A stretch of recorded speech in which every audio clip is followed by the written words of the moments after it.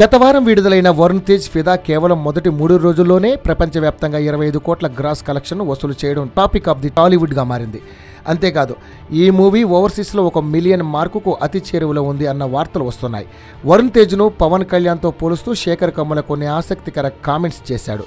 పవన్ తన కెరీర్ ప్రారంభంలో heroine oriented సినిమాలో చేసినట్లుగా వరుణ్ తేజ్ కూడా ఫిదాలో హీరోయిన్ ఓరియంటెడ్ మూవీలో నటించి ఘన విజయం అందుకోవడమే కాకుండా పవన్ వారసత్వాన్ని ఈ విషయంలో కొనసాగిస్తున్నాడు అంటూ శేఖర్ కమ్ముల ఆసక్తికర కామెంట్స్ చేశాడు.